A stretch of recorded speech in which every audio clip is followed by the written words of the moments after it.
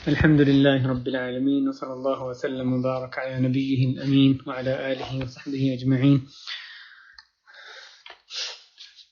محترم بھائیوں، آج کی یہ نشست اس بات کی کوشش ہے کہ جو نبی مکرم صلی اللہ علیہ وسلم نے فرمایا صلو کما رأیتمونی اصلی، کہ تم نماز پڑھو اس طرح جس طرح تم نے مجھے دیکھا ہے نماز پڑھتے ہوئے.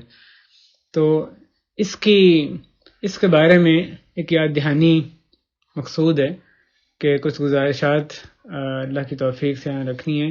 ایک مختصر طور پہ نماز کا تحریم سے لے کے تسلیم تک، یعنی تکبیر سے تسلیم تک ایک طریقہ، اس کی بعض اس کے احکامات، اور ہم کسی بھی چیز میں جو دلائل کی تفصیل ہے اس میں نہیں جائیں گے، تاکہ کوشش ہے کہ زیادہ اس میں کور ہو جائے، اور جو چیزیں بیان کی جائیں ان کے دلائل میں کسی بھائی کو مزید تفصیل چاہیے ہو تو وہ بعد میں پوچھ سکتے ہیں. انشاءاللہ کوشش ہوگی اس کے دلائل بھی دیے جا سکتے ہیں.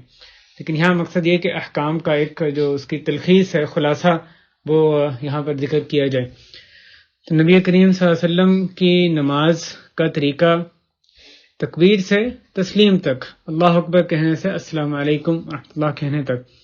اس بارے میں اس سے پہلے کہ جو تکبیر کی ابتدا کریں، اور یہ جو طریقہ اس کو نکات کی صورت میں انشاءاللہ پیش کریں گے، اور ہر نقطے میں یعنی ایک سیکوینس میں، اور اس کے اندر جو احکام آتے ہیں وہ بھی بعض احکام کا، یعنی جو شاید زیادہ اہم احکام ہیں ان کا ذکر کرنے کی کوشش ہوگی. پہلی چیز، نماز میں جو نماز کے جو احکام ہیں اس میں یعنی کرنے کی جو چیزیں، ان میں کچھ کام میں شرط ہیں، کچھ رکن ہیں، کچھ واجب یا فرض ہیں، اور پھر دیگر چیزیں سنتیں یا مستحبات ہیں. شرط کیا چیز ہوتی ہے؟ تو نماز کے لیے لازم ہے لیکن وہ نماز کا حصہ نہیں ہے. جیسے وضو کرنا ہے، نماز کا حصہ نہیں لیکن لازم ہے. رکن وہ چیز جس کے بغیر نماز نہیں ہو سکتی، وہ کام نہیں ہوگا تو نماز نہیں ہوگی، جیسے رکوع کرنا، سجدہ کرنا. اور واجب یا فرض دونوں ہم معنی ہی ہیں. صحیح بات یہ ہے کہ واجب فرض میں کوئی یعنی تفریق نہیں ہے. تو نماز کے واجبات وہ چیزیں جو کہ لازمی ہیں کرنی، انسان کو چھوڑے تو گناہگار ہوگا، لیکن اگر غلطی سے اس کے رہ جاتی ہیں، بھول جاتا ہے، تو پھر بعض اوقات سجدہ سہو ان میں ہے، بعض میں نہیں ہے، لیکن پھر اس کی نماز مکمل ہو سکتی ہے. اس کے بغیر بھی یعنی نماز پوری ہو سکتی ہے. لیکن واجب کا معنی یہ نہیں کہ کیا نہ نے کیا، واجب کا کرنا بھی لازم ہے، نہیں کریں گے تو نہ کرنا، اس کو چھوڑنا جائز نہیں ہے. لیکن اگر بھول گئے، غلطی سے چھوٹ گیا، تو پھر اس صورت میں نماز ہو جاتی ہے. اور بعض چیزوں میں اس کا جو ہے وہ یعنی اس کے لیے سجدہ سہو بھی مقرر کیا گیا. ہاں، اور اگر آدمی نے جان بوجھ کے واجب چھوڑا تو اگرچہ گناہ گار ہوگا لیکن نماز اس کی پھر بھی اس میں ہو جاتی ہے. تو یہ واجب ہے، فرض، اور دیگر جو چیزیں ہیں ساری مستحبات یا سنتیں ہیں. تو نماز کی شرائط میں وضو کرنا ہے، اور اسی طرح اپنے صفائی یعنی نجاست کو دور کرنا کپڑوں سے، بدن سے، اور جہاں پر نماز پڑھی جا رہی ہے وہاں سے، جگہ سے، اور اسی طرح وقت کا دھیان کرنا. پھر اس کے بعد جب نماز شروع کرنی ہوتی ہے تو قبلے کی طرف رخ کیا جاتا ہے. اس حوالے سے بعض احکام یہ کہ جب جہاں پر بھی بندہ ہو قبلے کی جانب، قبلے کی طرف رخ کرے، فرض ہو یا نفل ہو، یہ نماز کا ایک یعنی لازمی اس میں چیز ہے. ایسا بندہ جو کہ حالت قتال میں اس سے ساکت ہو جاتا ہے جس کے لیے ممکن نہ ہو، یا جو عاجز بے بس ہے، مثلا ایسا بیمار آدمی ہے جو نہیں کر سکتا، یا آپ جہاز پہ یا گاڑی پہ سفر کر رہے ہیں اور ممکن ہی نہیں ہے، نماز کا وقت ختم ہو جائے گا اور آپ قبلے کی طرف رخ نہیں کر سکتے، تو اس صورت میں بھی جس طرف بھی رخ ہو، جب مجبوری کی صورت میں، جب آدمی کے اختیار میں نہ ہو، تب بھی نماز کسی اور سمت میں پڑھنی جائز ہے اگر وقت نکلنے کا اندیشہ ہو. اور اسی طرح نفل نماز میں، جبکہ سفر میں جب سواری چل رہی ہو اس وقت جو ادا کی جائے اس میں اجازت ہے کہ قبلے کی طرف رخ نہ ہو تو کوئی مذائقہ نہیں. البتہ بہتر یہ جیسے سنت میں آتا ہے کہ اگر آدمی کر سکے تو جب نماز شروع کرنی ہے تو قبلے کی طرف رخ کرے، پھر وہ نماز شروع کرے، اور جس طرف بھی سواری ہو، نبی اکرم صلی اللہ علیہ وسلم اپنی اونٹنی کا رخ قبلے کی طرف کرتے، پھر جدھر جاری ہے وہ نماز پڑھتے رہتے. اگر ممکن ہے، نہیں تو آپ ویسے بھی پڑھ سکتے ہیں. تو نفل نماز جو کہ سفر میں ادا کی جائے، جب سواری چل رہی ہے اس وقت آپ کسی بھی طرف اس کو ادا کر سکتے ہیں. خاص نفل جب فرض ہوتا ہے تو وہ پھر ٹھہر کے یعنی قبلے کی طرف رخ کر کے اس کو ادا کیا جاتا ہے. جو آدمی کعبے کو دیکھ رہا ہے اس کے لیے عین کعبہ کی طرف رخ کرنا ضروری ہے، اور جو دور ہیں، اب ہم لوگ ہیں، عین کعبہ کی طرف نہیں بلکہ اس کی جہت کی طرف، اس کے جو سمت ہے صرف اس کی طرف ہم رخ کریں تو کافی ہوتا ہے. اگر غلطی سے کوئی شخص کعبے کے علاوہ کہیں اور نماز پڑھ لیتا ہے، دوسری طرف پڑھتا ہے، تو اگر تو اس کو نماز میں ہی معلوم ہو جاتا ہے کہ بھی کعبہ دوسری طرف ہے تو اس کے لیے لازم ہے اپنا رخ نماز میں ہی پھیر لے. نماز کے بعد اگر اس کو پتہ چلتا ہے، اس نے اپنی کوشش کی، نہیں پتہ چلا، نماز کے بعد پتہ چلا، غلط سمت میں نماز پڑھ لی، اس کی نماز ایسی صورت میں ہو جاتی ہے. دوسری چیز قیام کرنا. نماز میں قیام کرنا یہ بھی رکن ہے. قیام یعنی کھڑے ہو کر نماز کے لیے کھڑے ہونا. فرض نماز میں یہ رکن ہے. یہ کب ساقط ہوتا ہے؟ یہ تو صلاۃ خوف میں، قتال، حالت جنگ، اس کے قاعدہ احکام اس میں ساقط ہو جاتے ہیں. اور جو شخص عاجز ہو، بے بس ہو، اس سے بھی ساقط ہو جاتے ہیں. آدمی کھڑے ہو کے نماز پڑھ ہی نہیں سکتا ہے تو پھر وہ جیسا ہی پڑھ سکتا ہے، اس کے لیے بیٹھ کے پڑھ سکتا ہے، لیٹ کے پڑھ سکتا ہے، جیسی صورت میں جو اس کے لیے ممکن ہے اس طرح وہ نماز پڑھے گا. یا جیسے یعنی پہلے ذکر کیا گیا، مثلا ایک آدمی جہاز پہ یا گاڑی میں مجبوری ہے اس کی نماز پڑھنی کیونکہ وقت نکل جائے گا، اور وہاں پہ کھڑے ہونے کی کوئی جگہ نہ ہو. بعض دفعہ جگہ ہوتی ہے، جہاں جگہ ہو وہاں کھڑے ہو کے جو رکن پورا کر سکیں ضروری ہے پورا کرنا. جہاں پہ میسر نہیں ہے تو وہ پھر جیسے بھی میسر ہے، بیٹھ کے نماز پڑھنا میسر ہے، ویسے ہی وہ نماز پڑھے گا. اور جب آدمی بیٹھ کے نماز پڑھے تو پھر اس کے لیے جو اشارہ کرنا، اشارے سے وہ یعنی اپنا رکوع و سجدہ کرے گا. اور جو سجدے کے لیے جو اشارہ کرے گا وہ زیادہ جھکے گا بنسبت رکوع کے. رکوع میں تھوڑا جھکنا ہے، سجدے میں زیادہ جھکنا ہے، جبکہ اشارے سے یعنی اس کے لیے اشارہ کر رہے ہیں. اگر بیٹھ کے نماز پڑھ رہے ہیں ظاہر ہے جیسے جہاز وغیرہ میں تو رکوع سجدہ ممکن نہیں ہے.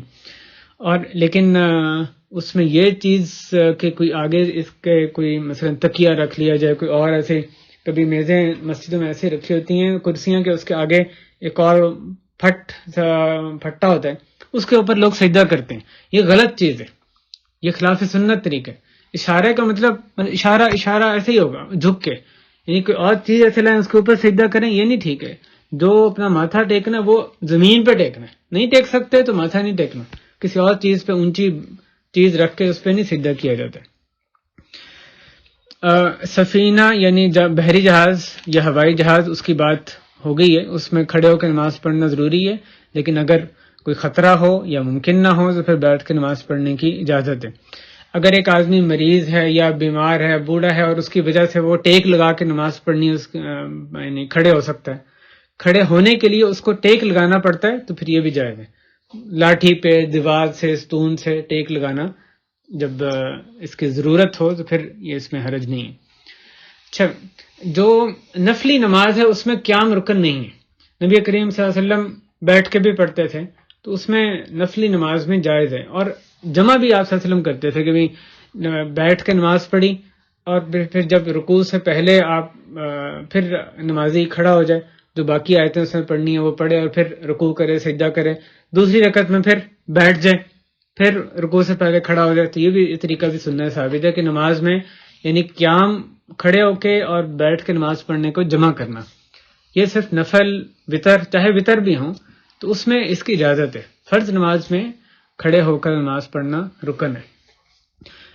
جوتی پہن کے نماز پڑھنا. اور ایک مسئلہ یہ کہ اگر آدمی بیٹھ کے نماز پڑھتا ہے تو اس کے بیٹھنے کی جو حیت ہے، کیفیت ہے، وہ آلتی پالتی مار کے، جیسے چوکڑی مار کے نماز ایسے بھی بیٹھ سکتا ہے، یا کسی طرح بھی اس کے لیے آسانی ہو، اس میں وسعت ہے، اس طرح بھی بیٹھ سکتا ہے. جوتی پہن کے نماز پڑھنا، اس میں کوئی حرج نہیں ہے.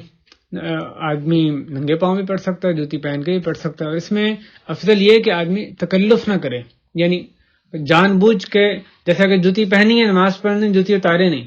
اگر نہیں پہنی ہوئی تو پھر جوتی پہنے نہیں، جیسے ہے وہ اس طرح نماز پڑھ سکتے جیسے آسانی ہے اس کو. اللہ ہے کہ کوئی اور بات ہو، یعنی اب کہیں کارپیٹ پہ نماز پڑھنے کے لیے جانا ہے، اس کے لیے تاکہ گندی نہ ہو تو جوتی اتار دے، ایک اور بات. لیکن جہاں پہ یہ وجہ نہیں ہے تو جوتی پہن کے بشرطے کہ جوتی کو صاف کر لیا جائے، اگر اس میں کوئی گندگی ہو تو پہن کے اتار کے دونوں طریقے سے جائز ہے۔ اگر آپ جوتی اتاریں، نماز پڑھنی اپنی جوتی اتاری ہے تو اس کو کہاں رکھیں گے؟ حدیث میں اس میں ہمیں ہدایت کی گئی ہے کہ دائیں طرف نہیں رکھنی، بائیں طرف رکھ سکتے ہیں اگر بائیں طرف کوئی اور نمازی نہیں ہے۔ اگر کوئی اور نمازی ہے تو پھر اپنی ٹانگوں کے درمیان میں رکھنی ہے، اس کو آگے نہیں رکھنا۔ آگے رکھنا خلاف سنت ہے، یعنی اس کی طرف نماز نہیں پڑھنی۔ جوتے کو بائیں طرف رکھیں، نمازی کوئی اور ہے اس کو تکلیف ہوگی تو اپنی ٹانگوں کے درمیان میں جوتی رکھی جائے گی۔ ممبر پہ نماز پڑھنا نبی کریم صلی اللہ علیہ وسلم سے یہ ثابت ہے کہ صحابہ کو سکھانے کے لیے، اور ظاہر ایک آدمی اگر لوگوں کو ایک امام یا کوئی معلم سکھانا چاہتا ہے تو اب اس کے لیے بھی سنت چھوڑ کے گئے۔ ممبر پہ آپ صلی اللہ علیہ وسلم نے نماز پڑھی، وہیں پہ رکوع کیا، جب سجدہ کی باری آئی تو آپ الٹے پاؤں واپس آئے، جو ممبر کے نیچے آپ نے وہاں سجدہ کیا، پھر آپ اوپر گئے، پھر دوسری رکعت نماز پڑھی، تاکہ صحابہ کرام آپ صلی اللہ علیہ وسلم کو دیکھ کے، یعنی دیکھ سکیں جیسے آپ نماز پڑھ رہے ہیں وہ بھی پڑھ سکیں۔ تو ایک آدمی تعلیم کی خاطر اس طرح سے نماز پڑھے تو اس میں اس کے لیے اس میں سنت موجود ہے۔ اور اگلی بات جو نماز کا ایک اہم حکم ہے وہ سترے کا حکم ہے۔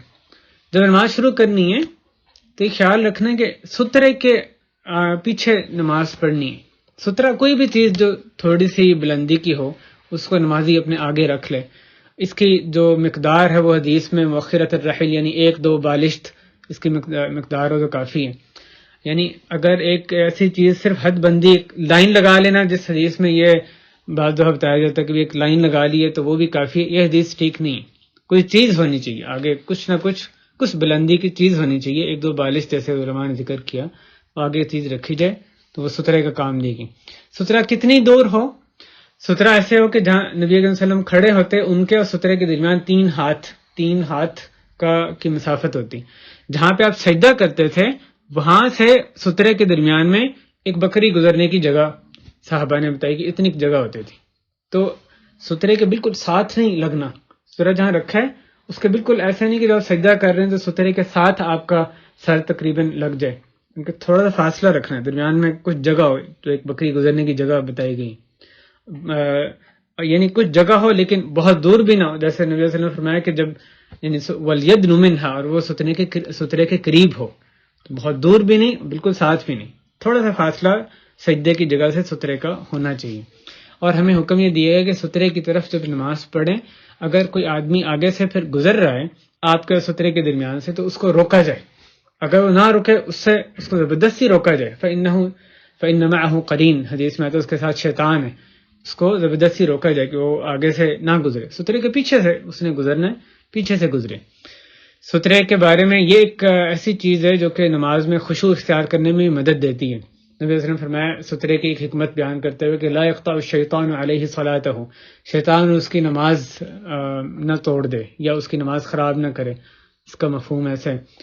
سترہ جو ہے یہ سامنے ہو، بعض لوگ یہ کہتے ہیں کہ تھوڑا سا انحراف کرنا چاہیے، دائیں بائیں کرنا چاہیے، بالکل سترے کے سامنے کہ اس سترے کی طرف نماز نہ پڑھیں، لیکن یہ بات یہ حدیث بھی ثابت شدہ حدیث میں بات نہیں آئی۔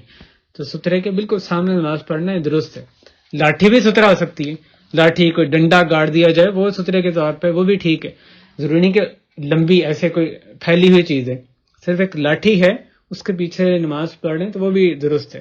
امام کے پیچھے نماز پڑھیں گے تو امام کا صرف سترہ کافی ہے، سب لوگوں کا وہ سترہ ہوگا، باقی لوگوں کا سترہ نہیں رکھنا ہے، امام کے آگے سترہ ہوگا، باقی سب کا وہی سترہ ہے جو امام کا سترہ ہے۔ بڑی مسجدوں میں، بڑی مسجد ہے حتیٰ کہ مسجد حرام بھی ہے، اس کا استثناء کہیں ثابت نہیں ہے کہ وہاں پہ سترہ کا حکم ہی نہیں ہے، ایسا نہیں ہے۔ بڑی مسجد حرام ہے، مسجد نبی ہے، کوئی بھی مسجد جہاں پہ رش پہ حکم اصل میں وہی ہے وہاں پہ جو کہ دیگر مساجد میں، سترے کا اہتمام وہاں پہ بھی کرنا چاہیے۔ سترے کا ایک فائدہ جو حدیث میں ہمیں بتایا گیا وہ یہ کہ اگر آدمی نے آگے سترہ رکھا ہو تو پھر اس کی نماز جو 3 چیزوں، اگر سترہ نہ رکھا ہو پھر اس کی نماز 3 چیزیں اگر اس کے آگے سے گزریں، 3 میں سے کوئی چیز گزرے تو ٹوٹ جاتی ہے، بالغ عورت یا گدھا یا کالا کتا، جس میں بتایا گیا کہ یہ اس کے آگے سے چیزیں گزریں، بالغ عورت چاہے اپنی محرم خواتین ہی ہوں، اگر سترہ نہیں رکھا ہو پھر سترا رکھا ہوا ہے اس کو وہ روکے گا ان کو، لیکن اگر گزرتے ہیں تو نماز نہیں ٹوٹتی. سترا رکھنے سے اس کی نماز ٹوٹنے سے ان چیزوں میں گزرنے پہ بچ جاتی. حدیث میں بھی ثابت ہے کہ جب سترا آپ روکیں، اگر کوئی غیر مکلف آگے سے گزرے، بچہ گزرے جو مکلف نہیں ہے، پابند نہیں ہے، سمجھ نہیں، یا جانور یعنی بکری کوئی اور ایسا جانور گزر رہا ہے، تو آدمی ایک دو قدم آگے ہو اس کو روکنے کے لیے، تو یہ بھی سنت ہے، تاکہ وہ حتیٰ کہ وہ پیچھے سے گزرے. ایک بچہ گزر رہا ہے، وہ آپ جہاں کھڑے ہیں وہ ایسا کریں گے وہ نہیں رکے گا، کیونکہ وہ اس کے آگے سے گزر رہا ہے، آپ کے ہاتھ کی جو مسافت ہے اس کے آگے سے گزر رہا ہے. تو آپ ایک دو قدم مثلا آگے ہو کے اس کو روکیں تاکہ وہ پیچھے سے آپ کی جو یعنی صف کے پیچھے سے یا سترے کے پیچھے سے گزرے. تو یہ طریقہ اختیار کرنا چاہیے. نبی صلی اللہ علیہ وسلم نے ایسے ہی فرمایا تھا. سترے کے حوالے سے بات ہوگی. جو قبر کی طرف نماز پڑھنا یہ کسی صورت بھی جائز نہیں ہے. کسی بھی قبرستان میں کوئی بھی نماز ہو قبر کی طرف، چاہے وہ نبی کی قبر ہے کسی اور کی، اس طرح کی نماز پڑھیں سامنے قبر ہے، یہ اس طرح نماز پڑھنی جائز نہیں. قبرستان میں سوائے نماز جنازہ کے کوئی نماز نہیں پڑھی جا سکتی. نمازی کے آگے سے گزرنا، سترہ کا حکم تو نمازی کے لیے، دوسرے لوگوں کے لیے نمازی کے آگے سے گزرنا وہ بھی جائز نہیں. ان کو چاہیے کہ وہ یعنی دھیان کریں، اس کے آگے سے گزریں، سترے کے آگے سے اس کے گزریں. جو اس کے بعد جب نماز شروع کرنی ہے تو یہ تو بات ہو گئی، یعنی کعبے کی طرف رخ کرنا، کھڑے ہونا ہے، سامنے سترہ رکھنا ہے. نماز شروع کرنے سے پہلے نیت کرنی لازم ہے. نیت دل سے ارادہ کرنے کا نام ہے، عزم کرنے کا کہ یہ کون سی نماز پڑھنی، ظہر کی پڑھنی، عصر کی پڑھنی، نفل ہے، فرض ہے، کون سی نماز ہے. تو یہ نیت دل سے کرنا ضروری ہے، اور زبان سے اس کے الفاظ جو ادا کرنا ہے وہ نہ ہی احادیث سے ثابت ہے اور نہ ہی جو ائمہ اربعہ جن کے معروف یعنی مذاہب ہیں ان میں سے کسی سے بھی یہ ثابت نہیں کہ انہوں نے اس کی ترغیب دی ہو یا اس کو سنت قرار دیا ہو. زبان سے الفاظ ادا کرنا ہے، 2 رکعت ادا کرتا ہوں، اس طرح کچھ بھی، تو یہ چیز خلاف سنت ہے، یہ نہیں کرنی چاہیے. نیت دل سے ہوتی ہے. اور نیت کے بعد جب ہم نماز شروع کریں گے تو سب سے پہلے عملی جو ارکان ہیں اس میں کیا چیز ہوگی؟ تکبیر. جیسے نبی صلی اللہ علیہ وسلم نے فرمایا کہ مفتاح الصلاۃ الطہور وتحریمها التکبیر وتحلیلها التسلیم. نماز کی چابی طہارت ہے اور اس کے تحریم یعنی جس چیز سے حرمت قائم ہوتی ہے، چیزیں حرام ہو جاتی ہیں، جو نماز کے علاوہ بہت سے کام کرنے جائز نماز میں حرام ہوتے ہیں، وہ کس سے ہوتی ہے؟ تکبیر سے. تحلیل جس سے دوبارہ حلال ہوتی ہے وہ تسلیم سے ہوتی ہے، سلام سے. تو نماز کا تکبیر سے شروع کیا جانا لازم ہے. تکبیر کا طریقہ کار کیا ہوگا؟ رفع الیدین، یدین یعنی دونوں ہاتھوں کو بلند کرنا. تو نبی علیہ وسلم حذو منکبیہ، اپنے دونوں شانوں تک ہاتھوں کو بلند کرتے تھے، اس طریقے سے کہ اس کی جو ہاتھوں کا جو رخ ہے وہ آگے کعبہ کی طرف ہوا کرتا تھا. تو شانوں تک ان کو بلند کرنا ہے. اور کانوں کو ہاتھ لگانا یہ سنت نہیں ہے. ہاں البتہ اگر آدمی بعض اوقات شانوں سے اس کو بلند کر کے اس طرح لے جاتا کہ اس کے یعنی کان کے جو اطراف ہیں اس تک ہاتھ آ جائیں تو یہ بھی سنت ثابت ہے. نبی صلی اللہ علیہ وسلم شانوں تک کرتے اور بعض اوقات کچھ اوپر کرتے کہ ان کے کانوں تک، جو صحابہ نے جو اندازہ لگایا کہ کانوں تک وہ کان کی جو یعنی سائیڈ ہے جو شروع ہے اس تک ہاتھ پہنچ جاتے. دونوں طریقے، شانوں تک ہو یا کانوں تک ٹھیک ہے، لیکن اس کا یہ معنی نہیں کان کو ہاتھ نہیں لگانے، اس تک وہ بلندی کا صرف ایک ہمیں بتایا گیا، اندازہ بتایا گیا. اور بعض لوگ جب تکبیر کرتے ہیں یعنی ہاتھ اٹھاتے ہیں تو جہاں ہاتھ باندھنے وہیں پہ ہی تکبیر کہہ کے ہاتھ باندھیں، یعنی اس طرح سے یہاں ہی ہاتھ باندھ، اس طرح اللہ اکبر کر کے ہاتھ باندھتے. تو اس طرح تو ثواب نہیں ملتا اس کا. نماز تو ہو جاتی ہے کیونکہ رفع الیدین ویسے ہی صرف سنت ہے، واجبات میں سے نہیں. تو نماز تو ہو جاتی ہے، لیکن جو اصل میں ہاتھ اٹھانے کا جیسے حدیث میں آتا ہے اس پہ جو نیکیاں ملتی ہیں وہ نیکیاں اس طرح نہیں ملتی، ضائع کر دیتے ہیں. تو ہاتھ اٹھانا قبلے کی جانب ہوں اس طرح کرنا یہ بھی غلط ہے، اور جو صحیح طریقہ ہے اسی کو اختیار کریں، اس کے علاوہ جو بھی ہے وہ درست نہیں ہے. تو ہاتھ اٹھائے جائیں. پھر اس کے بعد نبی صلی اللہ علیہ وسلم نے جو فرمایا کہ ہم انبیاء کے گروہ کو یہ حکم دیا گیا کہ ہم نماز میں اپنا دایاں ہاتھ اپنے بائیں ہاتھ پہ رکھیں. تو یہ صلی اللہ علیہ وسلم کا ہمیں حکم دیا گیا اور آپ نے صحابہ کو اس کا حکم دیا. تو یہ واجب ہے، یہ لازم ہے کہ نماز میں ہم اپنا ہاتھ دایاں ہاتھ بائیں ہاتھ پر رکھیں. اس کی جو کیفیات ہیں احادیث میں جو آتی ہیں کہ صلی اللہ علیہ وسلم بعض اوقات اپنا دایاں یعنی دایاں ہاتھ جو صرف کف ہے، یہ اس کو دایاں ہاتھ اس کو ہتھیلی پر رکھا کرتے تھے. بعض دفعہ ایسے صرف باندھتے تھے ہاتھ، یعنی ہتھیلی کو ہتھیلی پر رکھتے. بعض دفعہ کچھ آگے کرتے کہ کلائی اور جو بازو ہے وہ بھی ساتھ آ جاتا، اس پر ایسے ہاتھ رکھتے. اور بعض اوقات آپ صلی اللہ علیہ وسلم اس کو پکڑ لیا کرتے تھے، اپنی کلائی کے ساتھ سے پکڑ لیا کرتے تھے. بعض لوگوں نے ان دونوں کیفیات میں جمع کرنے کی صورت بتائی ہے کہ 2 انگلیاں ایسے کر لیں، 3 ایسے کر لیں. تو یہ بات حدیث میں نہیں آئی. صلی اللہ علیہ وسلم سے 2 طریقے ثابت ہیں، آپ وہ کریں، بعض وہ کریں، بعض وہ کریں، ٹھیک ہے. ان کو جمع ہم کیوں اس میں تکلف اختیار کریں؟ یعنی صلی اللہ علیہ وسلم بعض وقت پکڑا، آپ بھی پکڑ لیں، اور صلی اللہ علیہ وسلم سیدھا رکھتے تھے، ہم بھی سیدھا رکھ لیں. بس ان کو جمع کرنے میں یہ ثابت نہیں. ٹھیک. اور جو صحیح بخاری میں جو حدیث ہے کہ صلی اللہ علیہ وسلم نے یعنی دہنا ہاتھ اعلی ذراعہ الیسری، وہ اپنے بائیں بازو پہ رکھتے تھے. تو بازو یہاں سے شروع ہوتے نا، بازو پہ رکھتے تھے. اگر آپ بلا تکلف اسے اس کو رکھیں نا کہ یہ ہاتھ اپنا دایاں بازو پہ آپ کے ایسے جا رہا ہوں، تو یہ جو ہاتھ کی رکھنے کی جگہ ہے وہ سینہ یا سینے سے کچھ نیچے ہی بنتی ہے. یعنی اگر آپ اس کو ناف سے نیچے رکھنے کی کوشش کریں گے تو اس میں آپ کو تکلف کرنا پڑے گا. یعنی اس میں ایک خاص طور پہ آپ کو رکھنا پڑے گا. نیچرل طریقہ اگر آپ اس حدیث پہ الفاظ پہ عمل کریں کہ بھی دایاں ہاتھ بائیں ہاتھ پہ رکھنا، تو یہی اس کی جگہ بنتی ہے. امام ابن خزیمہ رحمہ اللہ نے صحیح میں حدیث روایت کی ہے جس کو شیخ البانی نے صحیح قرار دیا ہے. اس میں اعلیٰ صدری کے الفاظ ہیں کہ صلی اللہ علیہ وسلم اپنے سینے پہ ہاتھ باندھا کرتے تھے. تو سنت طریقہ یہ کہ دایاں ہاتھ بائیں ہاتھ پہ سینے پہ باندھا جائے. یہ ہاتھ باندھنے کے حوالے سے ہاتھوں کو چھوڑنا یہ تو خلاف سنت ہے، یہ کسی طور پہ درست نہیں ہے. صلی اللہ علیہ وسلم کا جو حکم ہے اس کے بھی یہ خلاف ہے. جب نماز کے لیے کھڑے ہو گئے، ایک مسئلہ یہاں پر یہ بھی کہ جو نماز کی کیفیات ہیں اس میں مرد خواتین برابر ہیں. ہمیں حدیث سے کوئی سند نہیں ملتی، اس کی کوئی اس بات کا ثبوت نہیں ملتا کہ کسی بھی نماز کے رکن کو ادا کرنے میں خواتین کو ایسے کرنا ہے، مردوں کو ایسے کرنا ہے. خواتین کو سکھایا جاتا ہے سینے پہ باندھنا، مردوں نے ناف کے نیچے باندھنا. خواتین سجدے کی حالت میں اور طرح کریں گی، مرد اور طرح کریں گے. بیٹھنے کی بھی کیفیت مختلف بتائی جاتی ہے. یہ جو چیزیں تفریق ہے، یہ علماء نے لکھا کہ احادیث سے ثابت نہیں بلکہ صحابیات سے، بعض امہات المؤمنین سے یہ بات صراحتاً ثابت ہے کہ انہوں نے جو نماز پڑھی وہ بالکل صلی اللہ علیہ وسلم کی نماز کے مطابق تھی.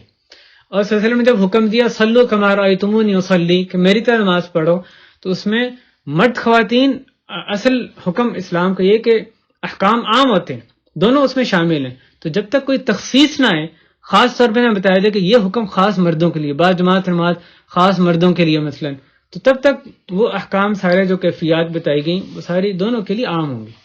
اسی طرح نماز میں ہاتھ باندھنے کا بھی حکم ہے. خشوع کے حوالے سے نماز جب شروع کی تو اب دیکھنا کہاں پہ، جہاں سجدے کی جگہ ہے، نیچے آدمی نیچے دیکھے، اور کوئی ایسا کام نہ کرے جو کہ نماز میں خشوع کے خلاف ہو. یعنی اپنے کپڑوں کو بہت ٹھیک کرنا، داڑھی سے بالوں سے کھیلنا، اس طرح سے کوئی بھی ادھر ادھر کی چیزیں یا ادھر ادھر دیکھنا، یہ بھی حدیث میں آیا کہ یہ ڈاکہ ہے جو کہ شیطان ڈالتا ہے بندے کی نماز پر، جو اس کا ادھر ادھر دیکھنا ہے. آسمان کی طرف نگاہ اٹھانا، اس کی حرمت حدیث میں بیان کی گئی ہے. تو خشوع کے خلاف جو بھی آدمی اس ایسی حالت میں نماز نہ پڑھے کہ پاس کھانا پڑا ہوا اس کا دل چاہ رہا ہے کہ وہ کھا لے، کیونکہ اس طرح اس کا نماز میں دھیان نہیں رہے گا. یہ نہیں کہ کھانا زیادہ اہم ہے نماز سے، اس لیے کہ نماز میں خشوع بہت اہم ہے. وہ تو نماز کے یعنی لب لباب ہے، بغیر خشوع کے نماز نہیں چاہیے. تو نماز میں خشوع جب ایک چیز میں اتنا اس کا دھیان لگا ہوا ہے تو حکم اس کو یہ دیا گیا تم پہلے کھانا کھا لو، ایسا کھانا جس کی طرف اس کا دھیان رہے گا نماز میں، پھر وہ کھانا کھا کے پھر نماز پڑھ لے تاکہ خشوع قائم رہے. یا اس کو بول و براز کی یعنی قضائے حاجت اس کی ضرورت ہے جانے کی، اور وہ اپنے آپ کو روک کے نماز پڑھ رہے، اس طریقے سے بھی خشوع ختم ہو جائے گا. تو جو چیز خشوع کے منافی ہے، ایسے ہی چیزیں حدیث میں منع کیا گیا جس پہ کہ زخارف یعنی پھول بوٹے اور نقش و نگار ایسے بنے ہوں، چاہے وہ جائے نماز پہ ہوں یا کمرے میں کوئی ایسی چیزیں ہیں جس کی طرف اس کا رخ جا رہا ہے، بار بار توجہ جا رہی ہے، تو تو ان سے بھی خشوع بڑھتا ہے نا، وہ بھی غلط چیز ہے۔ تصویریں ذی روح کی جہاں لگی ہیں وہ ایک تو یہ کہ ویسے ہی حرام ہے، کئی تصویریں لٹکائی ہوئی ہیں ذی روح کی، روح والے انسان کی، جانور کی، وہ حرام ہے، لیکن وہاں پہ نماز پڑھنا اور زیادہ اس کی بھی اور زیادہ اس کی حرمت ہے۔ نماز کوئی پڑھے گا ٹھیک ہو جائے گی لیکن جائز نہیں ہے، تو ایسی جگہ پہ بھی اجتناب کرنا چاہیے۔ ہمیں ایک حکم یہ بھی دیا ہے کہ جہاں پہ اونٹوں کی جگہ ہوتی ہے، اونٹوں کے جو ٹھہرنے کی، ان کا جو یعنی جگہ ان کے قیام کی بنائی جاتی ہے، وہاں پہ بھی نماز پڑھنے سے منع کیا گیا، البتہ بکریوں کی جگہوں پہ اجازت دی گئی۔ تو یہ نماز میں جو خشوع ہے اس کا خیال کرنا کہ بندہ سجدے کی جگہ پہ اپنا فوکس رکھے، ادھر ادھر نہ دیکھے، اور ہر جو خراب کرنے والی خشوع کی چیز ہے اس سے اجتناب کرے، چاہے موبائل فون ہے کوئی اور اپنی چیزیں۔ اس کے بعد بھائیوں دعا استفتاح کی باری آتی ہے۔ دعا استفتاح یعنی شروع کرنے کی دعا، نماز جب شروع کریں اللہ اکبر کے بعد سب سے پہلے جو دعا پڑھی جاتی ہے وہ، اس کے مختلف صیغے حدیث میں آئے ہیں۔ ایک صیغہ جو کہ سب سے مشہور ہے، سبحانک اللہم وبحمدک وتبارک اسمک وتعالی جدک ولا الہ غیرک۔ اس کے علاوہ بھی کئی صیغے ثابت ہیں۔ حضرت عمر رضی اللہ تعالیٰ عنہ سے ثابت ہے کہ وہ یہ دعا یعنی لوگوں کو نماز کے شروع کے لیے سکھایا کرتے تھے۔ اور بخاری مسلم میں ہے تو ابو ہریرہ کی حدیث موجود ہے، اللہم باعد بینی و بین خطایایا، وہ حدیث اس طرح اور بھی صیغے اس طرح سے ثابت ہے۔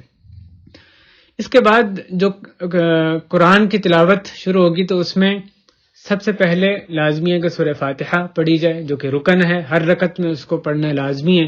اعوذ باللہ من الشیطان الرجیم، اس سے ابتدا کی جائے گی۔ اس کی ہمیں جو کیفیات حدیث میں سکھائی گئی ہیں، اچھی بات ہے، ان کو کیفیات کو سیکھیں، ان کو رواج دیں، خود بھی پڑھیں۔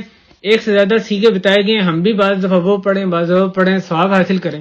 اعوذ باللہ من الشیطان الرجیم ایک سیغہ ہے، اس میں دو لفظوں کا اضافہ کر کے اعوذ باللہ السمیع العلیم من الشیطان الرجیم، یہ دوسرا سیغہ۔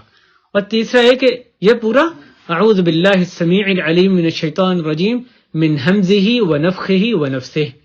تو صلی اللہ علیہ وسلم نے مختلف طریقے سے اس طرح اعوذ باللہ پڑھی ہے، تو ہم بھی اس کو اس طرح ہی یعنی مختلف بدل کے ہم سنت کے مطابق پڑھ سکتے ہیں۔ اللہ تعالیٰ نے اس کا حکم دیا، جب قرآن پڑھو تو پہلے اعوذ باللہ پڑھیں۔ بسم اللہ الرحمن الرحیم سورہ فاتحہ سے پڑھنا، یہ بھی اس کا بھی لازماً اہتمام کرنا چاہیے۔ البتہ جہری نماز میں بھی جو بسم اللہ ہے وہ آہستہ آواز میں ہی پڑھی جائے گی۔ جو جہری ہے، جو اونچا پڑھنا، وہ الحمدللہ سے شروع کیا جاتا ہے۔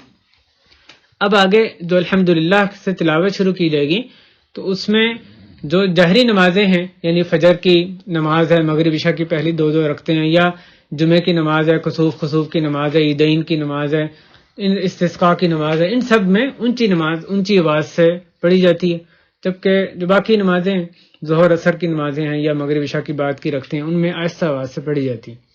جب رات کی نماز پڑھیں تو اس میں سنت میں دونوں آدمی آہستہ بھی پڑھ سکتا ہے اور بلند بھی کر سکتا ہے، لیکن ایسی بلندی آواز کی جو کہ بہت اونچی آواز نہ ہو، یعنی کچھ درمیانے درجے کی آواز۔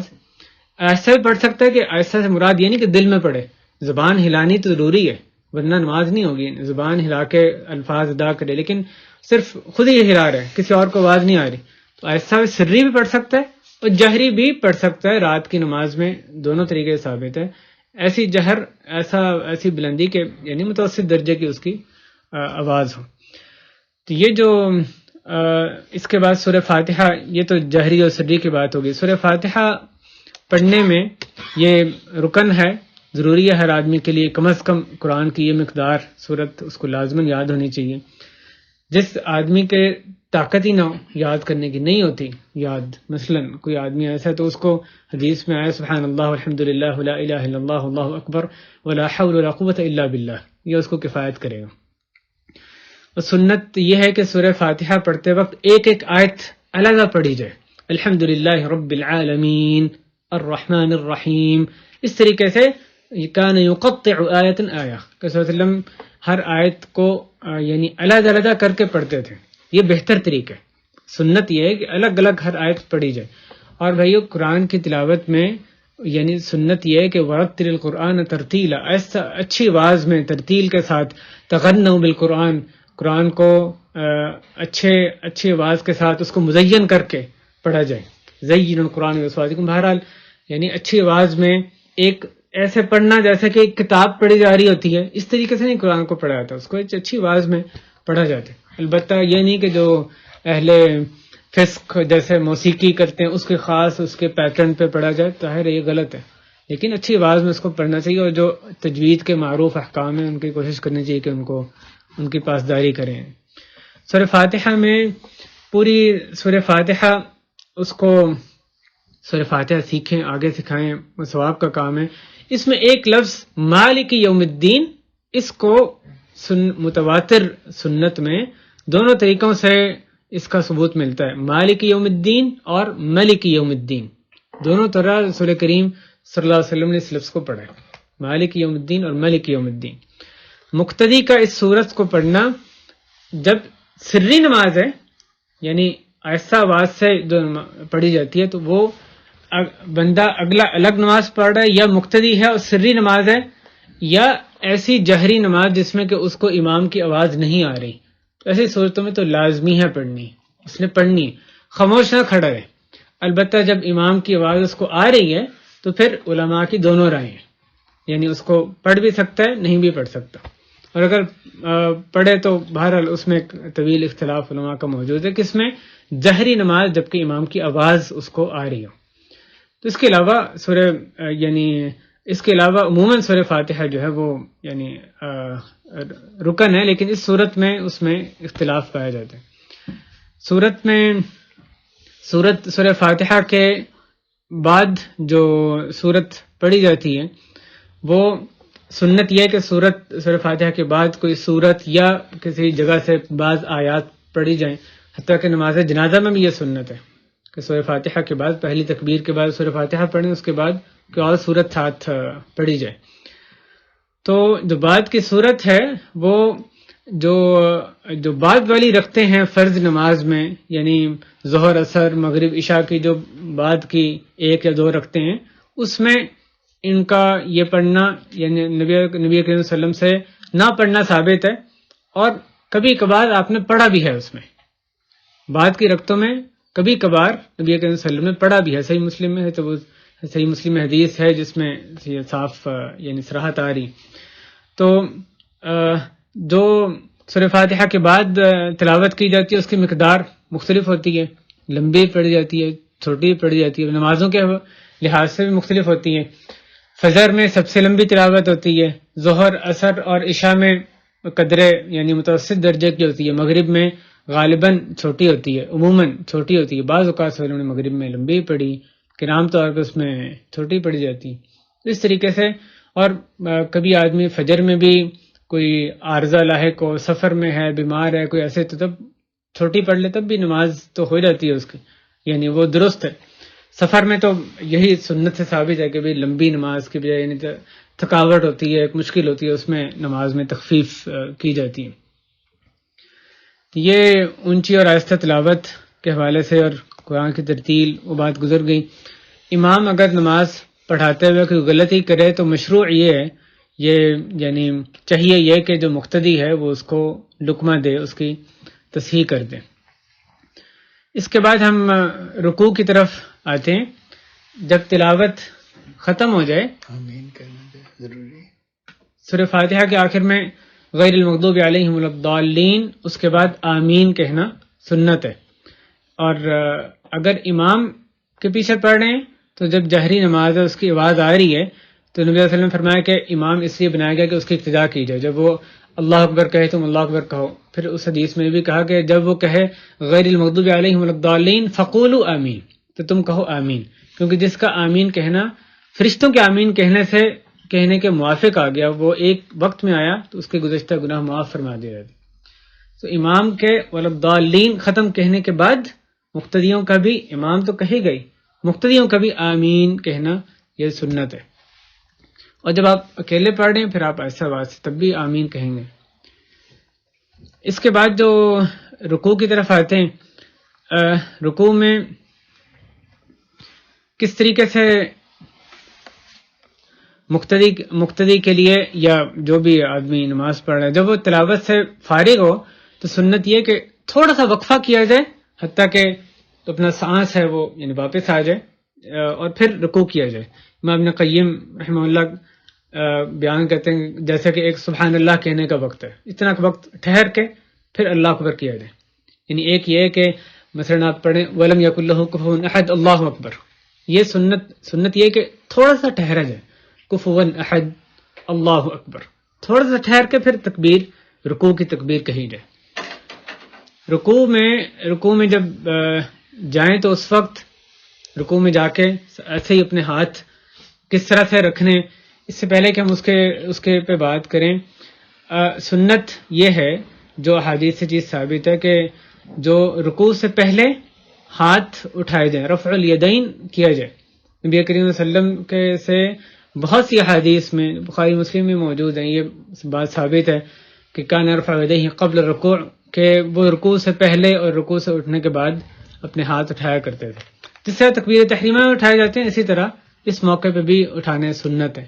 یعنی جب آپ تلاوت ختم کر لیں، اب رکوع میں جانے تو اللہ اکبر ہاتھ اٹھا کے اللہ اکبر، پھر آپ رکوع میں چلے جائیں. اور رکوع میں جا کے کیا کیفیت ہوتی ہے، اپنے گھٹنوں کو پکڑا جاتا ہے. پھر گھٹنے پہ ہاتھ پہ ہاتھ، یعنی گھٹنے پہ ہاتھ رکھنے نہیں، بلکہ حدیث میں آیا کہ وہ گھٹنے کو صلی اللہ علیہ وسلم پکڑتے تھے. تو اس طرح گھٹنے کو پکڑتے ہیں اور اپنا جو ہاتھ ہے وہ یعنی اپنا بازو وہ سیدھا رکھتے ہیں. اور جب رکوع کریں تو ہماری جو کمر ہے وہ اس طرح سے ہونی چاہیے جیسے حدیث میں آتا ہے کہ اگر ایسی صلی اللہ علیہ وسلم کی کمر سیدھی ہوتی ہے کہ اگر اس پہ کوئی پانی ڈال دیا جائے تو وہ بھی ٹکا رہے. تو کمر زمین کے موازی، زمین کے برابر ہوا کرتی تھی. ضروری ہے کہ رکوع میں اتنا ٹھہرے بندہ، ہر جو رکن ہے حرکت کر کے اتنا ٹھہرے کہ اس کے ہر جوڑ اپنی جگہ پہ آ جائے، اطمینان کے ساتھ نماز پڑھے. ایک صحابی نے بہت تیزی کے ساتھ نماز پڑھی، صلی اللہ علیہ وسلم اس کو کہا دوبارہ نماز پڑھو، پھر کہا وہ باقی پوری صحیح کر رہے تھے لیکن اطمینان نہیں تھا. تو بہت ایسی نماز جس میں کہ اطمینان نہ ہو تو وہ نماز قابل قبول نہیں ہے. تو رکوع میں اس طریقے سے جب کریں گے کمر اپنی سیدھی رکھیں. اس کے بعد سنت یہ ہے کہ، اور ساتھ یہ بھی سنت ہے کہ اپنا جو سر ہے وہ نہ ہم بلند کریں نہ نیچے کریں، یعنی جیسے کمر ہے اسی طرح ہی اسی لیول پہ ہمارا سر بھی ہوگا. رکوع میں سبحان ربی العظیم 3 مرتبہ یا سے زیادہ پڑھا جائے. علماء نے اس میں یہ قید نہیں لگائی کہ ضرور تاک تعداد میں پڑھنا ہے، کہ 3 کے بعد 5 7 9، یہ ضرور 3 دفعہ پڑھنا ہے، اس سے زیادہ جتنا بھی پڑھ لیں ٹھیک ہے. اور دیگر بھی کئی اذکار آئے ہیں رکوع میں پڑھنے کے، لیکن یہاں ان کو بیان کرنا مقصود نہیں ہے. نماز کا طریقہ ہم اس پہ فوکس کریں گے. سبحان ربی العظیم 3 دفعہ یا اس سے زیادہ دفعہ پڑھیں، دیگر اذکار پڑھیں. البتہ قرآن پڑھنے سے رکوع میں بھی اور سجدے میں بھی منع کیا گیا. قرآن کی تلاوت نہیں کی جا سکتی دونوں حالتوں میں. رکوع سے جب اٹھیں گے تو یہ بتا دیجیے کہ جب ڈفرنٹ اسٹیجز پہ بندے کا آئیز کا فوکس کدھر ہونا چاہیے، کدھر بندہ دیکھتا رہے. جب رکوع کریں گے تو اس وقت آپ جہاں بلا تکلف سامنے، جہاں پہ آپ نے یعنی کمر کے لیول پہ اپنا سر کیا ہوا تو سیدھا آپ نیچے دیکھیں. تقریباً وہی جگہ بنے گی جہاں سجدہ کرتے ہیں، اس سے کچھ پہلے کی جگہ ہوگی. یعنی سر آپ کا کمر کے لیول پہ ہوگا، اسی کے نیچے آپ اسی جگہ پہ آپ دیکھ رہے ہوں گے. اس کے بعد جب رکوع سے اٹھنا ہے تو اٹھتے وقت پھر سنت یہ ہے کہ یعنی ہاتھ اٹھائے جائیں. جب رکوع سے اٹھیں، رکوع سے اٹھنے کا علیحدہ ذکر بتایا گیا، سمع اللہ لمن حمیدہ، اور پھر اٹھنے کے بعد علیحدہ ذکر ربنا ولک الحمد. تو جب ہم سمع اللہ لمن حمیدہ کہیں اس کے بعد پھر ہاتھ اٹھائیں. اور اب رکوع پہ ہاتھ اٹھانے کے بعد اب ہاتھ چھوڑنے ہیں یا باندھنے ہیں، اس میں علماء کی دونوں رائے ہیں، دونوں طریقے سے. یہاں جو معروف یعنی شیخ ابن باز، ابن عثیمین وغیرہ رحمہم اللہ، وہ یہ کہتے تھے کہ دونوں طریقے سے جائز ہے. افضل کیا ہے، یہ افضل ہے کہ یہ افضل ہے، یہ ایک اور بات ہے. لیکن دونوں، اگر آپ رکوع کے بعد ہاتھ باندھ لیں یا رکوع کے بعد ہاتھ چھوڑ دیں تو اس میں دونوں رائے پائی جاتی ہیں. رکوع سے اٹھنے کے بعد ربنا ولک الحمد ایک جو بھائیو سنت ہے جس کا طرف یعنی بعض اگنور کیا تھا، یہ کہ یہ جو چیزیں ہیں رکوع سے اٹھنے کے بعد سجدہ اور سجدوں کے درمیان بیٹھنا، یہ چاروں جو یعنی جو کیفیات ہیں ان میں تقریباً برابر وقت ہونا چاہیے. نبی کریم صلی اللہ علیہ وسلم کا طریقہ یہ تھا کہ تقریباً برابر وقت دیتے تھے. یہ نہیں کہ رکوع تو مثلا 2 منٹ کا کیا یا آدھے منٹ کا کیا، جب اٹھے تو اس کے بعد 5 سیکنڈ بعد آگے چلے گئے. تقریباً برابر صلی اللہ علیہ وسلم وقت سب میں دیا کرتے. جب لمبی نماز پڑھتے لمبا رکوع سجدہ, تو پھر رکوع سے اٹھنے کے بعد بھی لمبا کھڑے ہوتے. تو آپ ربنا ولک الحمد اسی کو پڑھتے تھے, ربنا ولک الحمد, ربنا ولک الحمد, ولک الحمد یا لک الحمد دونوں طریقے سے صحیح ہیں, وا کے ساتھ بھی واو کے بغیر بھی.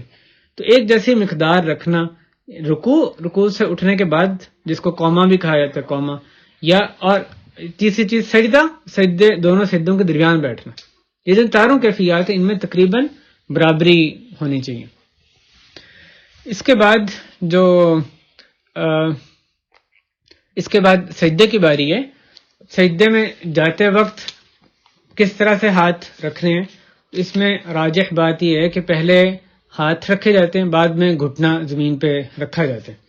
اس کا یہ دیکھیں کیفیت جو علماء نے بیان کی. اب آدمی رکوع سے کھڑا ہو گیا, سجدے میں جانے تو اس طریقے سے ہاتھ رکھے جاتے ہیں. یعنی آپ کچھ نیچے ہو کے ہاتھ آگے پھر زمین پہ رکھیں اور پھر سجدہ کریں. جب سجدہ کریں گے تو ہماری جو انگلیاں ہیں وہ کس جانب ہوں گی؟ قبلے کی طرف ہوں گی. ہماری انگلیاں قبلے کی طرف ہوں گی, اور ہاتھ وہ کان یعنی شانوں کے برابر ہوں گے یا کانوں کے برابر ہوں گے. دونوں طریقے سے ٹھیک ہے. یعنی تھوڑا سا پیچھے ہوں جو زمین پہ ہاتھ رکھے ہیں, کچھ آگے ہوں کہ وہ کان کے برابر ہو جائیں, وہ بھی صحیح ہے. اور اپنے جو سجدے کی صورت میں سجدہ سات اعضاء پہ کرنا لازم ہے. چہرہ, دونوں ہاتھ, دونوں گھٹنے اور دونوں پاؤں. تو یہ 7 کے 7 اعضاء لازمی پورے سجدے میں نیچے ہی رہنے چاہیے. یعنی ایک پاؤں کچھ دیر کے لیے اٹھا لیا تو اس طرح سجدہ نہیں ہوتا. پورے سارے اعضاء ہر وقت پورے سجدے میں نیچے رہنے چاہیے. اور اس میں جب چہرہ ہم کہہ رہے ہیں تو اس میں چہرے میں ناک اور پیشانی دونوں شامل ہیں. ناک اوپر ہے تو وہ بھی صحیح نہیں ہے. سجدے کی صورت میں حدیث میں منع کیا گیا کہ کتے کی طرح اپنے جو ہاتھ ہے وہ نیچے نہ رکھو. جیسے وہ یعنی اپنی کوہنی جو ہے وہ نیچے نہ رکھیں. اس لیے اس حدیث کی وجہ سے بعض علماء نے تو واجب کرا دیا کہ اس کو اوپر کرنا ضروری ہے. جو ہماری کوہنی ہے وہ زمین سے اونچی ہونی ہے, یہ لازمی ہے. اور اس کوہنی کو اپنے پہلو سے دور رکھیں. اصل میں سنت یہ ہے کہ اس کو دور رکھا جائے, ایسے کر کے نہیں بلکہ دور رکھا جائے. الا یہ کہ ساتھ جماعت سے نماز ہو رہی ہے, ساتھ دوسرا بندہ ہے, اس کو تکلیف ہوگی تو پھر اس صورت میں آپ ساتھ رکھیں گے. جماعت سے نماز پڑھتے ہوئے ساتھ رکھیں گے, ورنہ عام حکم یہ ہے کہ اپنے بازوؤں کو, اپنی جو کوہنی ہے اس کو دور رکھنا ہے. سجدے کی صورت میں یا کسی بھی اور صورت میں ہمیں اس بات سے منع کیا گیا کہ آنکھیں نہیں بند کرنی. حدیث میں اس سے منع کیا گیا کہ آنکھیں نماز کی صورت میں آنکھیں بند نہیں کرنی. بعض لوگ خشوع کو اختیار کرنے کا ایک یہ طریقہ سمجھتے ہیں کہ وہ آنکھیں بند کریں گے زیادہ وہ اس میں فوکس کر سکتے ہیں, لیکن جس کی حدیث میں مانعت آ گئی وہ کبھی خشوع میں مددگار چیز نہیں ہو سکتی. منع کیا گیا, منع ہو جانا. اسی طرح حدیث میں چہرے کو یعنی لسام باندھ کے نماز پڑھنے سے اس سے بھی منع کیا گیا. لسام یا کوئی کپڑا کس کے چہرے پہ کسنا نماز میں, اس سے بھی منع کیا گیا. آگے جو سجدے میں جو پاؤں کی کیفیت ہے وہ ایک چیز مزید بیان کرنے والی کہ اس میں جو پاؤں کی انگلیاں ہیں وہ ایسے مڑی ہوں گی, کعبے کی طرف ہوں گی, اور پاؤں دونوں اٹھے ہوں گے اور ایک دوسرے کے ساتھ ہوں گے. پاؤں ایسے نہیں رکھنے, پاؤں سجدے کی صورت میں ایک دوسرے کے ساتھ رکھنے. ان کی ایڑیاں نیچے سے بھی اوپر سے دونوں پاؤں ملے ہوں گے. یہی طریقہ جو ہے وہ یعنی سنت سے ثابت ہے. تو یہ سجدے کے حوالے سے یعنی احکام ہے. اب اس کے بعد سجدے سے اٹھنا ہے, جب بیٹھنا ہے تو اس میں آدمی بیٹھے, اور بیٹھنے کی کیفیت کیا ہوگی؟ سجدے سے جب اٹھیں تو اس کے بعد بیٹھیں گے پورا, جب تک بیٹھ نہ جائیں دوبارہ سجدے میں نہیں جانا. بیٹھ کے پھر پڑھنا ہے رب اغفر لی رب اغفر لی. یہ تو ضرور یعنی اتنی یہ پڑھ لیں, یا پھر اللہم اغفر لی وارحمنی واہدنی واجبرنی وعافنی وارزقنی وارفعنی. وہ دعا بھی کچھ مختلف الفاظ کے ساتھ آئی ہے, وہ بھی درست ہے. اگر وہ دعا یاد نہ ہو تو یہ دعا بھی رب اغفر لی رب اغفر لی, یہ صحیح مسلم میں دعا ثابت ہے. اتنا تو ضرور ہمیں یعنی پڑھنا چاہیے. اور صلی اللہ علیہ وسلم نے جب لمبی نماز پڑھتے سجدوں کی جگہ بھی لمبا بیٹھتے. اب رب اغفر لی رب اغفر لی یہ بھی شک پڑھتے رہیں بلا قید, یعنی بغیر تعداد کے, اس کو جتنا پڑھیں اس میں فائدہ ہی. سجدہ لمبا کریں گے، سجدوں کے درمیان بھی پھر لمبا بیٹھنا ہے. سجدوں کے درمیان جب بیٹھیں گے تو اس میں جو کیفیت پہلے تشہد میں بیٹھنے کی بتائی گئی ہے تو اس کو اسی طرح ہی سجدوں کے درمیان بھی بیٹھتے ہیں. جیسے پہلے تشہد یعنی اپنا جو بایاں پاؤں ہے اس کو بچھا کے اس پر اپنا بوجھ رکھتے ہیں، یہ کیفیت ہے جو پہلے تشہد میں بیٹھنے کی. تو اسی اور جو دایاں پاؤں ہے اس کی انگلیاں موڑ کے اس کو کھڑا کیا ہوتا ہے، اس میں دایاں پاؤں کی تکریم کا پہلو بھی ہے. یہی کیفیت سجدے کی ہوئی. لیکن نبی کریم صلی اللہ علیہ وسلم بعض اوقات سجدوں کے درمیان میں اپنے دونوں پاؤں کھڑے کر کے بھی ان پر بیٹھا کرتے تھے، یعنی دونوں پاؤں کھڑے کر کے انگلیاں موڑ کے اس کی جو پشت ہے، پاؤں کے پشت، اس پر اپنا وزن رکھے. اس طریقے سے پاؤں کھڑے کر کے اس پر اپنا وزن ہو. یہ جو کیفیت ہے یہ صرف واحد جگہ جہاں ثابت ہے وہ سجدوں کے درمیان میں. تو تشہد کی کیفیت وہی سجدے کی ہے، بیٹھنے کی، سجدوں کے درمیان کی ہے. لیکن بعض اوقات صلی اللہ علیہ وسلم اس طریقے سے ہی بیٹھتے تھے جس کو اقعاء کہا جاتا ہے، یعنی حدیث میں جو اس کا ہے کہ دونوں پاؤں کھڑے کر کے ان پہ اپنا وزن ڈالنا. اس کے بعد رب اغفر لی، پھر دوبارہ سجدہ کیا جائے جیسے پہلا سجدہ کیا، اور پھر اس کے بعد آپ دوسری رکعت کے لیے کھڑے ہو جائیں گے. یہاں پہ بھائیو ایک جو مسئلہ دوسری رکعت میں کھڑے ہوتے وقت جو ایک درپیش ہوتا ہے، یعنی کوشش یہ ہے کہ وہ طریقہ بتایا جائے جو کہ سنت ہے، یعنی قریب ترین طریقہ ہے. یہ نہیں کہ خاص ہم کہیں کہ خاص مسلک کا کیا طریقہ ہے، ہم نے صرف اسی کو ہی پکڑنا ہے. احادیث سے جو طریقہ زیادہ چیز ثابت ہے علماء کے فرامین کی روشنی میں، اس کو یعنی آجزانہ کوشش ہے کہ اس کی تشریح کی جائے. جب دوسرے سجدے سے ہم اٹھیں گے کھڑے ہونے کے لیے، دوسری رکعت کے لیے یا چوتھی رکعت کے لیے کھڑے ہوں گے، تو اس میں جو چیز احادیث سے ثابت ہے وہ یہ کہ جلسہ استراحت کیا جائے. جلسہ استراحت کیا ہوتا ہے؟ جب سجدے سے اٹھیں تو اس کے بعد بیٹھ کے اس کے بعد آپ ساتھ ہی کھڑے ہو جائیں. اس میں کچھ پڑھنا نہیں ہے، کوئی خاص اس کا ذکر نہیں سکھایا گیا، معمولی سا بیٹھنا ہے، اس کے بعد کھڑے ہونا ہے. یہ جو بات ہے ہمیں مثلا حضرت مالک ابن حویرث رضی اللہ تعالیٰ عنہ ان کی حدیث ہے جس میں وہ یہ جو کئی نوجوان دوسرے علم کے پاس آ کے کچھ دن ٹھہرے، واپس جا کر انہیں تعلیم دی، انہوں نے اس حدیث کو روایت کی. اسی طرح حدیث ابو حمید الساعدی رضی اللہ تعالیٰ عنہ، انہوں نے نبی علیہ وسلم یعنی ایک دفعہ 10 صحابہ بیٹھے تھے، انہوں نے کہا کہ میں تم لوگوں کو وہ نماز پڑھ کے دکھاتا ہوں جو کہ صلی اللہ علیہ وسلم پڑھتے تھے.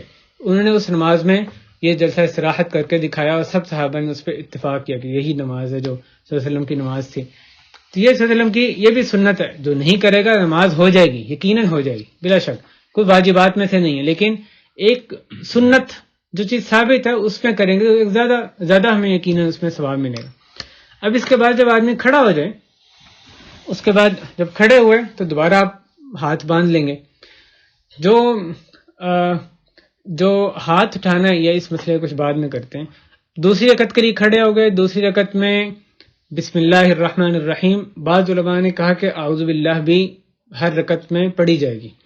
یعنی اعوذ باللہ کیا صرف پہلی رکعت میں پڑھنی ہے یا ہر رکعت میں پڑھنی ہے؟ اس میں علماء کی دونوں رائے ہیں. جمہور کی رائے ہے کہ پہلی رکعت میں کافی ہے.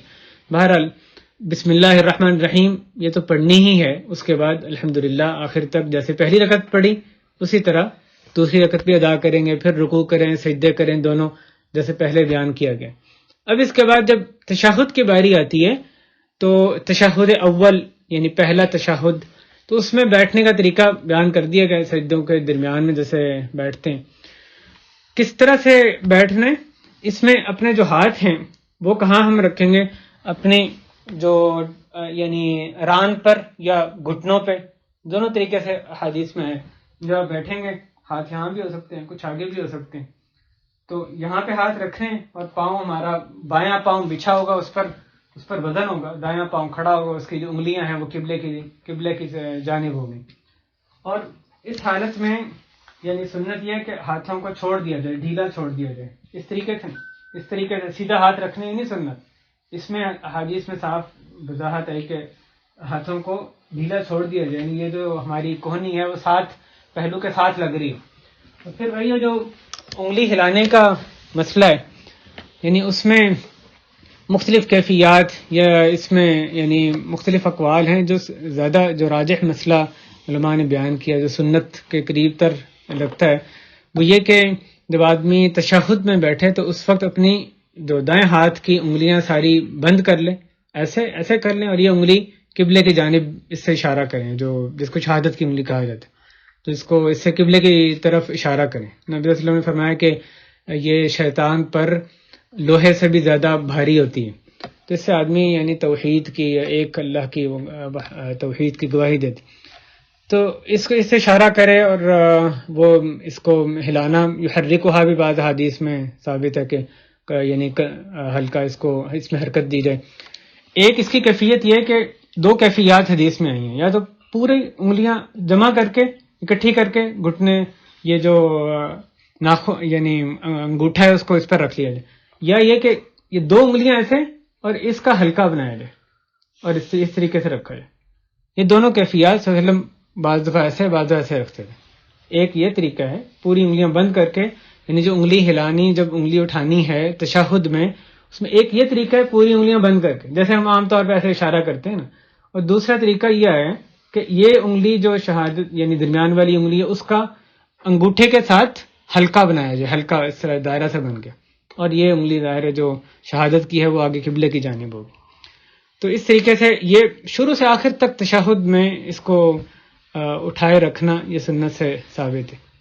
پہلے تشہد میں التحیات پڑھنا، یہ پہلا تشہد میں بیٹھنا بھی واجب ہے، اس کے لیے تحیات اس میں پڑھنا بھی واجب ہے۔ پانچ جملے، التحیات للہ والصلوات والطیبات، السلام علیک ایھا النبی، یہ بھی ٹھیک ہے، اور السلام علی النبی ورحمۃ اللہ وبرکاتہ، یہ بھی ٹھیک۔ صحیح بخاری میں جو حدیث جس میں تشہد آیا ہے اس میں یہ بات آئی ہے کہ السلام علیکم ایھا النبی۔ صلی اللہ علیہ وسلم کی وفات کے بعد بعض صحابہ نے، جیسے حضرت ابن مسعود، حضرت عائشہ رضی اللہ عنہما، انہوں نے والسلام علی النبی کہتے تھے، دونوں طریقے ٹھیک، السلام یعنی السلام علی النبی ورحمۃ اللہ وبرکاتہ، یہ بھی درست۔ تو السلام علیکم ایھا النبی ورحمۃ اللہ وبرکاتہ، السلام علینا وعلی عباد اللہ الصالحین، اشہد ان لا الہ الا اللہ واشہد ان محمدا عبدہ ورسولہ۔ اس کے بعد درود شریف کا پڑھنا چاہیے کہ نہیں، اس میں دونوں رائے ہیں۔ اگر آپ پڑھ لیں تو یہ نہیں کہ سجدہ صاحب لازم ہو جائے گا، حرج نہیں ہے، لیکن کیا ضروری ہے اس موقع پہ پڑھنا کہ نہیں ضروری۔ اور اس کے بعد جو شیخ البانی نے احادیث سے بھی ذکر کیا ہے، اخذ کیا کہ پہلے تشہد میں بھی آدمی دعائیں مانگ سکتا ہے، یعنی جب تشہد باقی ختم کر لے تو آخر میں اٹھنے سے پہلے وہ جو چاہے، کوئی مخصوص دعا اس پہ نہیں آئی، جو چاہے قرآن حدیث کی دعائیں مثلاً وہ اس موقع پہ بھی مانگ سکتے۔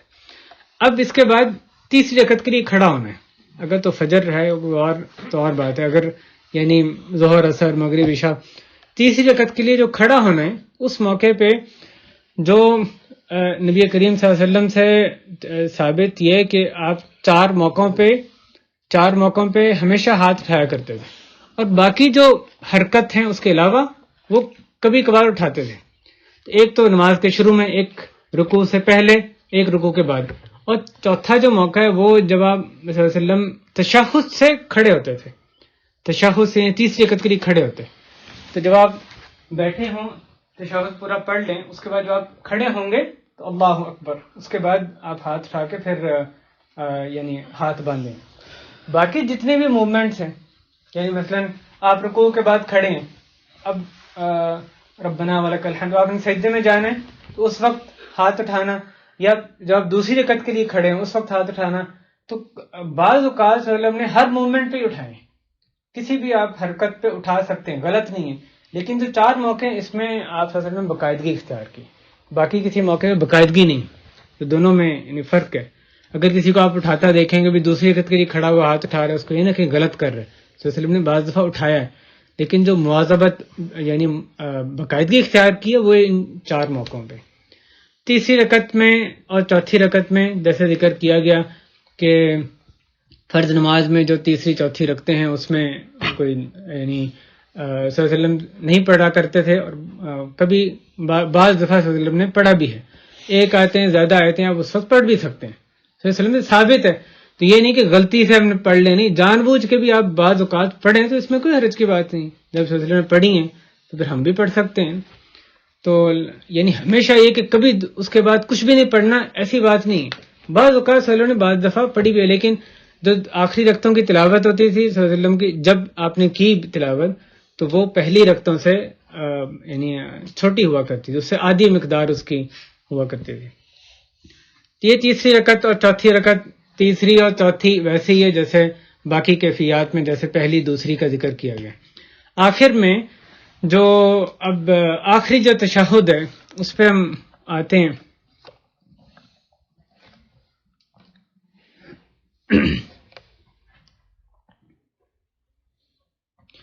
تیسری اور چوتھی رکعت کے بعد جو ایک یہاں پہ مسئلہ بیان کرتے جائیں وہ یہ کہ نماز کے اختتام پہ ہمیں اگر مسلمانوں کی مصیبت آئی ہے تو اس وقت قنوت نازلہ کا بھی ہمیں حدیث میں ذکر ملتا ہے. جبکہ مسلمانوں میں مصیبت آتی، کئی ایک واقعات ایسے ہوئے جس میں کہ صلی اللہ علیہ وسلم فرض نماز میں آخر میں جب رکوع سے اٹھتے، آخری رکعت کے رکوع سے اٹھتے تو اس وقت ہاتھ اٹھا کے صلی اللہ علیہ وسلم بد دعا کیا کرتے مسلم یعنی جو دشمن کے خلاف، اور پیچھے سے لوگ تھے وہ آمین کہتے ہیں. اور اسی طرح جو وطر کے لیے دعائے قنوت ہے اس کا پڑھنے کا بھی آخری رکوع سے پہلے یا بعد میں یہی موقع ہے اس کا بھی. ان رکوع سے پہلے جب تلاوت ختم کر لیں وَلَمْ يَكُنْ لَهُ كُفُوًا أَحَدٌ، اب دعائے قنوت پڑھنی ہے، اللہم اہدنی فیمن ہدیت وعافنی فیمن عافیت، اکیلے بھی آپ نماز پڑھیں، ایسے پڑھ سکتے ہیں. یا دوسرا جو علماء نے ذکر کیا طریقہ وہ یہ کہ آپ رکوع سے اٹھنے کے بعد پھر آپ ہاتھ اٹھا کے وہی دعائے قنوت اس وقت بھی پڑھ سکتے ہیں. اس کے بعد جو آخری تشہد ہے ہم اس کی طرف آتے ہیں. آخری تشہد میں پہلے تشہد کی طرح جو یعنی احکام کچھ جو تشہد پڑھا جائے گا وہ تو ویسا ہی ہے جو سیگا تشہد کا جو پہلے تشہد کا، لیکن جو اس میں فرق چیز ہے وہ بیٹھنے کی کیفیت ہے. نبی کریم صلی اللہ علیہ وسلم کی جو دوسرا تشہد میں بیٹھنے کی کیفیت تھی مختلف ہوتی تھی. یہ آخری تشہد نہیں، اگر ایک نماز اس کا ایک ہی تشہد ہے تو اس میں ایک ہی کیفیت ہے جو پہلے ذکر کی. جو دوسرا تشہد ہے، جن نمازوں میں دو تشہد ہیں اس میں دوسرے تشہد میں بیٹھنے کی کیفیت وہ صلی اللہ علیہ وسلم سے تورک کرنا ثابت ہے. اس میں جو لفظ کہا ہے تورک، تے واو را کاف، تورک. تورک اس کو کہتے ہیں عام حالات میں ہم یہ بایاں پاؤں نیچے رکھتے ہیں، اس پہ بیٹھتے ہیں، جو ہم یعنی جو پہلے تشہد کی کیفیت ہے. تورک اس کو کہا جاتا ہے کہ اس اپنے بائیں جو پاؤں ہیں اس کو یہاں رکھنے کی بجائے اس کو دائیں طرف نکال لیتے ہیں، دائیں ٹانگ کے نیچے سے باہر نکال لیتے ہیں، اور ہمارا بوجھ وہ زمین پہ آ جاتا ہے. بجائے اس کے کہ بائیں ٹانگ پہ بوجھ رکھے بیٹھیں تو بوجھ نیچے آ جاتا ہے، زمین پہ بیٹھتے ہیں. یہ صرف دوسرے تشہد میں صلی اللہ علیہ وسلم اس طرح بیٹھا کرتے تھے تورک. اور اس کی کیفیت صلی اللہ علیہ وسلم بعض دفعہ اس پاؤں کو، دائیں پاؤں کو اس دوران تورک میں کھڑا بھی رکھتے، اور بعض دفعہ اس کو بھی آپ بچھا بھی دیا کرتے دائیں پاؤں کو تورک کی صورت میں. یہ اس کے علاوہ باقی جو کیفیت ہے تشہد پورا ویسے ہی ہوگا جیسے پہلے تشہد ہے، اور پھر اس کے بعد درود شریف ہے. کئی ایک سیغے اس کے آئی ہیں، جو سب سے مشہور ہمارے ہاں بھی سیغہ ہے حضرت ابن مسعود رضی اللہ عنہ کی حدیث صحیح بخاری میں، اللهم صل علی محمد وعلی آل محمد كما صلیت علی ابراہیم وعلی آل ابراہیم انک حمید مجید، اللهم بارک علی محمد وعلی آل محمد كما بارکت علی ابراہیم وعلی آل ابراہیم انک حمید مجید. یہ طریقہ یہ یعنی صحیح ترین حدیث سے ثابت ہے. شیخ البانی نے 7 سیغے صفت صلاۃ النبی صلی اللہ علیہ وسلم میں لکھے ہیں جو ثابت شدہ درود شریف کے سیغے ہیں. ایک جو مختصر درود، اسی کا آپ کہہ لیں کہ یعنی کنسائز فارم جو صحیح حدیث سے ثابت ہے، وہ یہ کہ اللہم صلی علی محمد وعلی آل محمد وبارک علی محمد وعلی آل محمد کما صلیت وبارکت علی ابراہیم وعلی آل ابراہیم انک حمید مجید. یہ سیغہ پورا اس طرح حدیث میں ثابت ہے. تو یہ قدر مختصر یعنی درود ہے. درود شریف کے بعد سلام سے پہلے جو صلی اللہ علیہ وسلم نے حکم دیا کہ جب آخری تشہد سے فارغ ہو جاؤ تو تم 4 چیزوں سے پناہ مانگو. تو درود کے بعد 4 چیزوں سے پناہ مانگنی یہ اس کی تاکید کی گئی ہے. اللہم انی اعوذ بک من عذاب جہنم ومن عذاب القبر ومن فتنة المحیا والممات ومن شر فتنة المسیح الدجال. یہ 4 چیزوں سے پناہ ہے، عذاب جہنم، عذاب قبر، زندگی اور موت کا فتنہ، اور عذاب اور مسیح الدجال کا فتنہ. ان سے پناہ مانگنے کا اس موقع پہ حکم آیا ہے.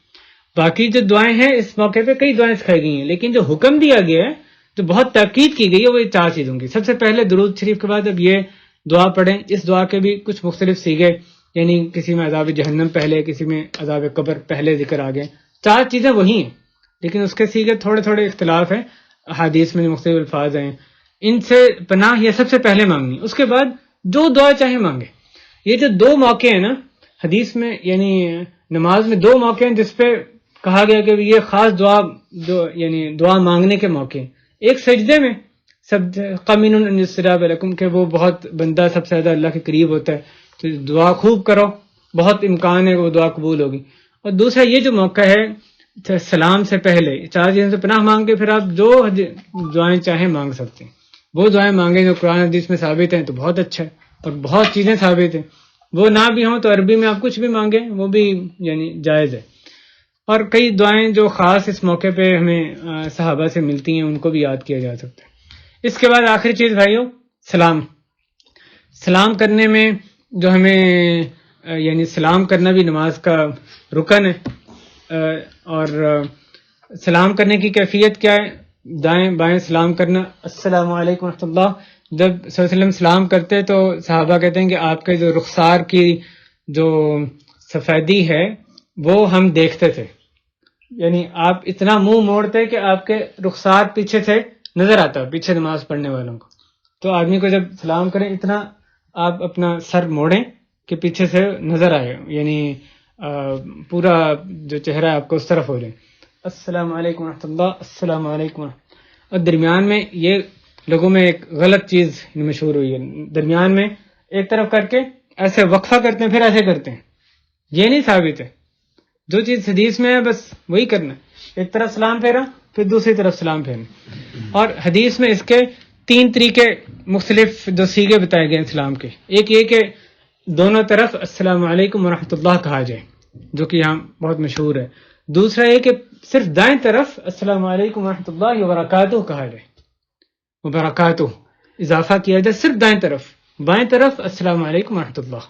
اور تیسرا سیغہ السلام علیکم ورحمۃ اللہ، السلام علیکم، صرف اتنا۔ 3 چیزیں، 3 طریقے سارے صحیح حدیث سے ثابت ہے۔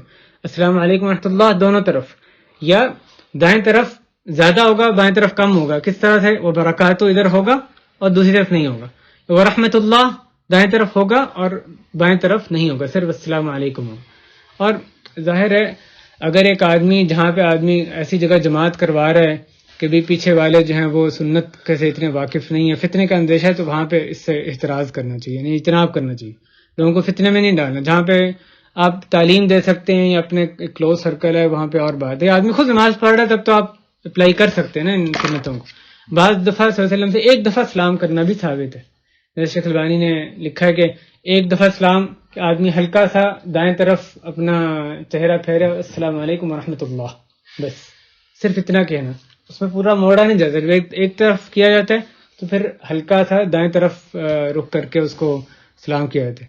نماز جنازہ میں بھی دونوں طرف بھی سلام ٹھیک ہے، ایک طرف بھی ٹھیک ہے، دونوں طرح سے، یعنی دونوں طرح سے نماز جنازہ میں بھی یعنی ثابت ہے، ملتا ہے۔ یہ سلام کا طریقہ ہے۔ اس کے بعد آدمی ظاہر ہے جو فرض نماز ہے تو اس کے بعد اذکار کہے گئے ہیں، وہ اس وقت ہمارا موضوع نہیں ہے۔ یہ بھائیو نماز کے بعض مسائل، طریقہ کار جو یعنی اپنے اس سے لے کے تکبیر سے لے کے تو سلام تک اس کا ایک مختصر احکام تھے۔ اللہ تعالی ہمیں اس طرح نماز پڑھنے کی توفیق دے جس طرح سنت میں ثابت ہے۔ قیام کا جو ذکر کیا گیا، میں اس پہ بات ختم کرتا ہوں۔ ایک دو غلط عام چیز دیکھنے میں آتی ہے، قیام جو رکن ہے نماز کا اس کے حوالے سے، کہ اگر امام کسی اور کیفیت میں ہے، یعنی وہ رکوع میں ہے، سجدے میں ہے، بیٹھا ہوا ہے، جب آپ مقتدی آ کر اس کے ساتھ مل رہے ہیں، تو جو قیام کا شروع میں تکبیر تحریمہ جو کہ قیام کی حالت میں کرنی ضروری ہے، اس میں وہ اس کا خیال نہیں رکھتے۔